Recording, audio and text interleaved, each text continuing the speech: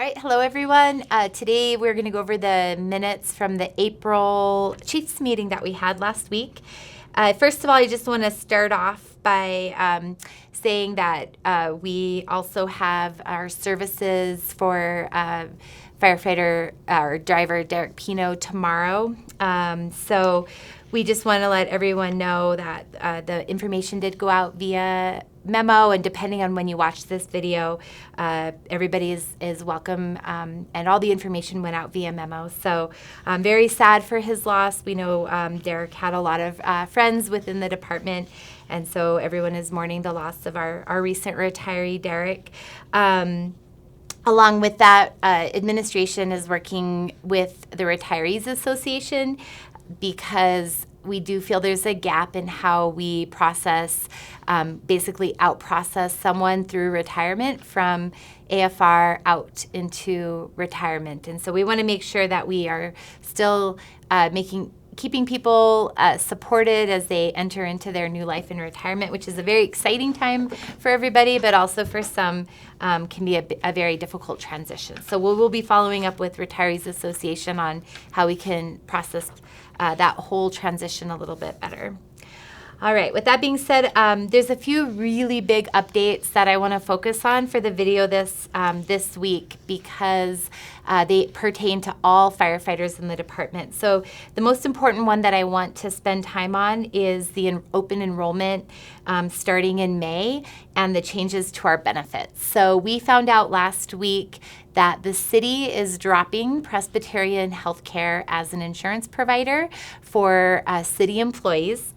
And for a lot of us, that's a big change. And I know personally, my biggest concern when I heard that was we love our pediatrician, and I want to make sure that they take the insurance that we have. So the city went through a lot of information with us in the initial meeting that we had. At this point in time, I don't have additional information. However, we will be sharing that out with the department as soon as we have it. So with the city dropping Press Insurance, they have two options that they will be providing us. Normally, we just had Press, but now we get to choose between United Healthcare and Blue Cross Blue Shield.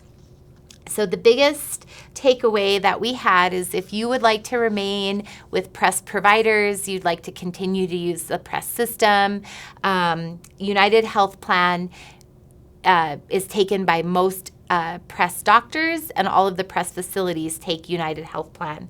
So that insurance would basically give you the least amount of change, if any change, if you went over to United Health Plan.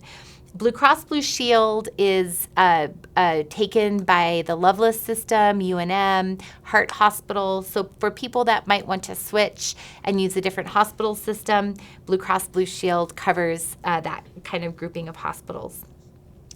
Let's see. One of the biggest questions that I've gotten as I've talked to people about this over the past week is, are we still going to have a gym benefit? And we will still have our gym benefit because that was linked with our Presbyterian insurance. They went through a few details on how the gym benefit is going to work. It's going to look very similar, but it wasn't anything that really made sense to me without looking at it in the system. But we'll have more information on that as we get it. I just want everyone to know that we will still have that gym benefit. Another important piece of this is that there is an increase in our benefits, in the cost of our benefits that we will see. And what they told us in the meeting is that it will equate to $1 more per paycheck per person. Now, what I don't know is that per person or per plan. So if you have a family plan, I'm not sure if that changes. But it was a very, very small amount, regardless of how many people were insured on your benefits. So this is something that we will clarify and make sure we get that information out to everyone. The dental plan is also changing to a new vendor. I do not have the name of that vendor. They said dental insurance will get a little bit cheaper, but if you've ever looked at the cost of dental insurance, it's already pretty affordable as it is. And so the most important thing is that when you see open enrollment start, you need to log into your benefits in employee self-service and make the changes. Select what you want. select the health plan that you want, look and see what's going to work best for your family. They are going to send out the materials. I believe they send out that catalog in the mail, and then all this information will also be online. Part of the benefits process during the month of May is that there will be benefits seminars across the city, and they will have a schedule out of the locations and times for those. If you are on duty, you are allowed to go. Just need to coordinate getting over to the benefits seminar with your battalion chief and your shift commander to make sure we don't have too many units out of service.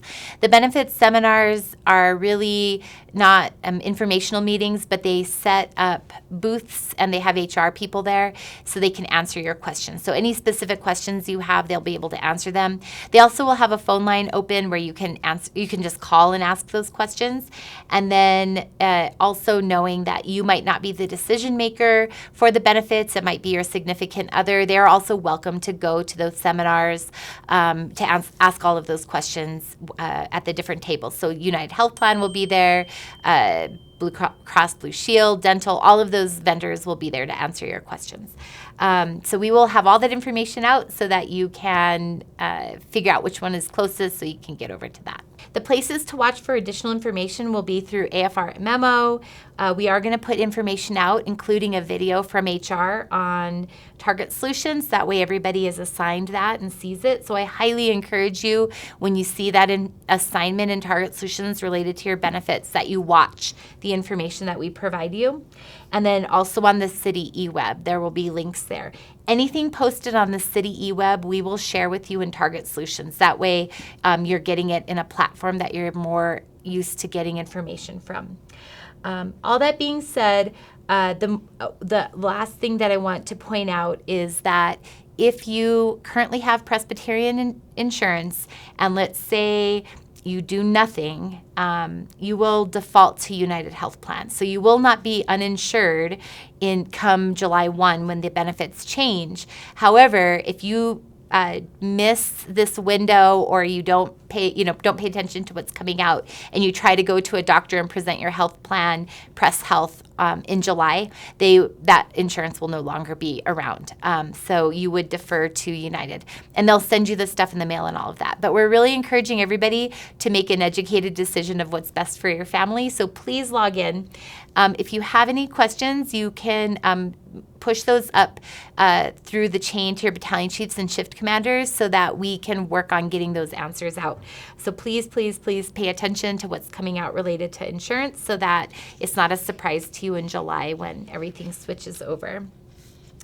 The next topic of discussion is we did end our brush truck, their service, last week at the end of the pay period. So first of all, for the 8 people that volunteered to take on all the outside fires that we sent them on the brush truck, we just want to, on behalf of the entire department, thank you for taking on that job over the past several months. It was very effective, and we are working on compiling the data to put it out in a memo so people can see how successful it was. So I just really want to thank all the crews people that did volunteer to do it. I know you guys worked hard, had a lot of sleepless nights running up and down Central putting out those fires, but I know all of our frontline personnel really appreciated the assistance.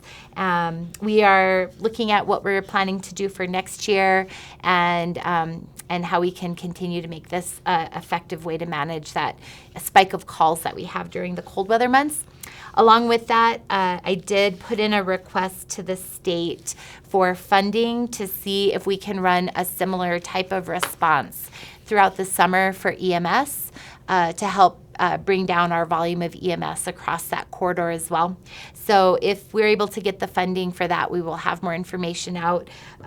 We know that we're just reaching volumes that are unsustainable in pockets of the city, so we're trying to come up with creative ways to help address that while we look at more long-term solutions. So keep an eye out for that. I think we should be able to get something going over the summer, but we are monitoring volumes and what we can do to make sure that we're addressing that for the personnel and also for the public that live in that area to make sure that we're providing timely services to them.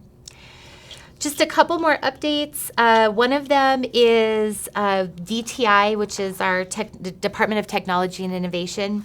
They conducted an email phishing campaign, and our department was selected as one of the departments that they wanted to analyze.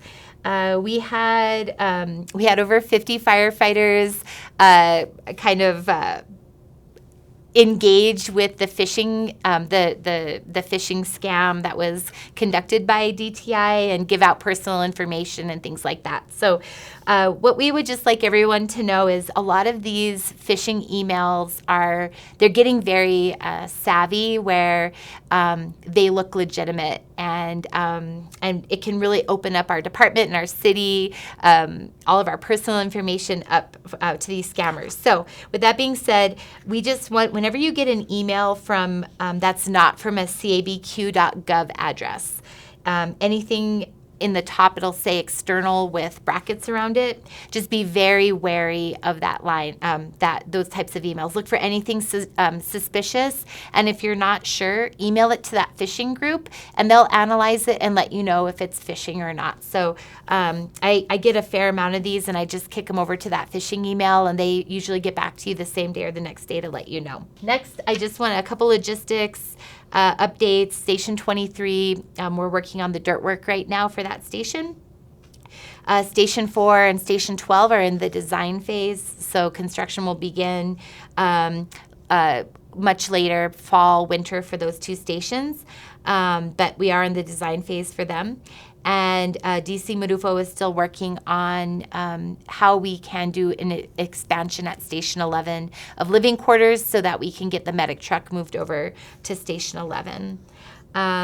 This week, all the rest of the trees are coming down at Coronado Park, and so that will be, then we will start having, one of our retirees will be carving some of the tree stumps into artwork. So that's a little bit of updates there. And next week, we are pushing in brand new engines at Station 2, Station 3, and Station 7. All right, with that, those are our main updates. Again, we just want to thank everybody for all of their hard work. And if you get nothing else out of this video, please pay attention to your benefits and information coming out this month. We want to make sure that you are prepared and informed to make the decision that's right for you and your family. So any questions, again, just kick those up your chain of command, and we will get those answered for you. All right, thank you, everyone. Be safe.